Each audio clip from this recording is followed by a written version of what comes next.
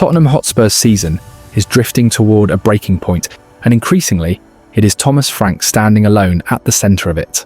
After Saturday's damaging 2-1 home defeat to relegation-threatened West Ham United, pressure on the Spurs head coach has intensified to levels that are now difficult to contain. The boos at full-time were loud, the chants unforgiving, and the mood inside the stadium unmistakable. This was not frustration. This was judgment. West Ham arrived in North London without a Premier League win since November 8th. They left with 3 points, sealed by Callum Wilson's injury time strike, and left Tottenham 14th in the table. Winless in 2026, and spiralling toward a decision they have been delaying. David Ornstein of The Athletic, one of the most reliable voices in football, has now made clear just how fragile Frank's position has become. Speaking publicly, Ornstein described the situation as critical and revealed that internally there is growing acceptance that Frank's departure may be inevitable. There is still a lot of goodwill behind Thomas Frank internally at Tottenham. They want him to succeed, Ornstein said, but there's also a great deal of realism. There's an acceptance that might not happen, which makes me think it's a matter of when, not if he will go. That phrasing matters. Clubs don't talk like this unless the direction of travel is already decided. Fan anger can be managed. Media pressure can be ignored. League position can be explained.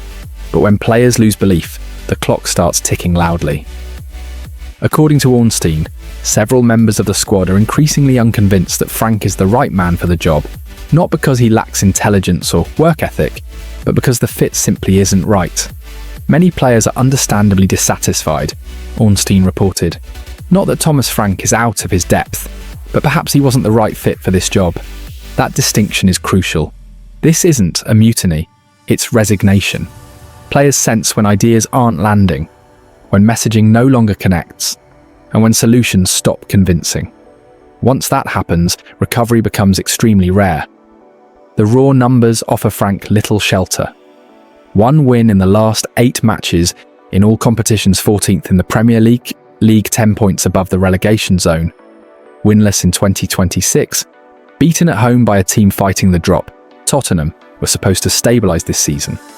Instead, they are regressing, and doing so without the mitigating excuse of chaos behind the scenes. Recruitment has continued. Backroom changes have been supported. January signings have arrived. The performances simply haven't followed.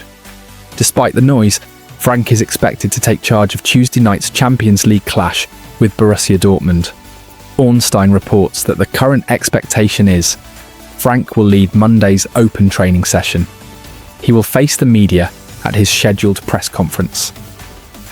He will be in the dugout against Dortmund, but that certainty feels procedural, not philosophical. Tottenham's hierarchy are known to deliberate carefully, sometimes too carefully, but even by their standards, this feels like a manager being walked toward the exit rather than backed toward a revival. The Dortmund match may yet become a final audition rather than a turning point. Frank, to his credit, has not hidden from responsibility. Responding to chants of, "You're getting sacked in the morning," he was calm, measured, and honest. "Of course, I've probably had better times," he admitted. "I understand I'm the man in charge, so the blame will go to me."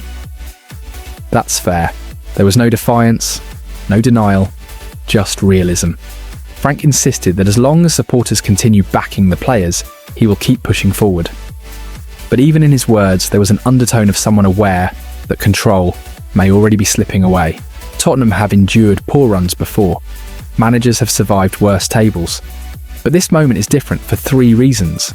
The fans have turned decisively, not just frustrated, but vocal and organised. The players' belief is reportedly fading, the most dangerous sign of all. The club's leadership is openly realistic, not defensive, not defiant. This is not crisis management anymore. This is succession planning. Thomas Frank may still lead Tottenham out against Borussia Dortmund. He may even win. But the direction is clear. When players question fit, when fans withdraw patience, and when respected journalists describe the situation as when, not if, the outcome is rarely rewritten. Frank has not lost the dressing room in chaos, he has lost it in quiet doubt. And that is often worse. Tottenham wanted progress, identity, and stability. What they have instead is uncertainty, and a decision that now feels unavoidable. The only remaining question is timing. Brahim Diaz is on his way back to Real Madrid after enduring a nightmare in the final of the Africa Cup of Nations for Morocco, as Tottenham Hotspur reportedly planned to convince the winger to move to Tottenham Hotspur Stadium in the January transfer window. The future of Thomas Frank as Tottenham manager remains uncertain, but that has not stopped the North London club from trying to make the squad better and making signings in the January transfer window. Former Chelsea midfielder Conor Gallagher has already signed from Atletico Madrid, with Tottenham also set to complete a deal for Santos left-back Sousa. Signing a winger is also on Tottenham's agenda, with Mohamed Kudus out of action until April due to a thigh injury. Earlier this month, the Spanish media reported that Tottenham were keen on a January transfer deal for Real Madrid winger Brahim Diaz. Tottenham and Borussia Dortmund were reported to have already begun making moves for Diaz, with the report claiming that last season's Europa League winners were convinced that the 26-year-old former Manchester City winger can be a game-changer in projects that would offer him a leading role from day one. Diaz was playing for Morocco at the Africa Cup of Nations in his native country at the time, and now he is on his way back to Real Madrid, which will potentially allow Spurs to press ahead with their pursuit of the winger, although Los Blancos are very unlikely to sell him in the middle of the season.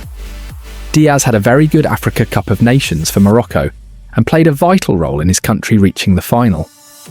The Madrid winger won the Golden Boot with 5 goals, but his tournament ended in agony. Diaz had the chance to become a legend for Morocco in the 24th minute of injury time, in the final against Senegal at Stade Prince Moulay Abdallah on Sunday. It was the Madrid winger who won the penalty in the 8th minute of injury time, but had to wait for a long time after the majority of the Senegal players had marched off the pitch in protest at the award of the spot kick. When the time came for Diaz to score from the spot, the former Man City winger went for a Panenka-chipped penalty. Senegal international goalkeeper Edouard Mendy stood his ground and caught the ball with ease, with his teammate Pape Gueye eventually scoring the winner in extra time. According to the Daily Star, Diaz was in tears as he watched the remainder of the match from the bench after being taken off in just 8 minutes into extra time. Former Morocco international midfielder Hassan Kachloul said on Channel 4, "I think Brahim Diaz is going to have a lot of nightmares in the coming days." Former Nigeria international midfielder John Obi Mikel noted, "The miss spoils everything Brahim Diaz has done well in this tournament. He is going to be devastated. This is going to be tough on him. For weeks, for months." At Real Madrid, Diaz remains a valuable squad player, but not a guaranteed starter. He delivers moments, he contributes goals, but he exists on the margins of a squad built for Galacticos, not emotional rehabilitation. Madrid are unlikely to want to sell mid-season, but they are also pragmatic. If the player pushes, and if the offer respects his value, discussions are not impossible. Especially after AFCON, players return from tournaments differently, confidence shaken, priorities recalibrated, careers reassessed. Tottenham are betting. This might be one of those moments. Thomas Frank's position remains under scrutiny. Results have dipped. Fan patience is thin. January matters. But internally, Tottenham still believe the project can be stabilised with the right profiles. Diaz offers ball carrying under pressure, goals from wide areas, tactical flexibility across the front line, big game experience at club and international level. Most importantly, he offers personality, something Spurs have lacked when momentum turns.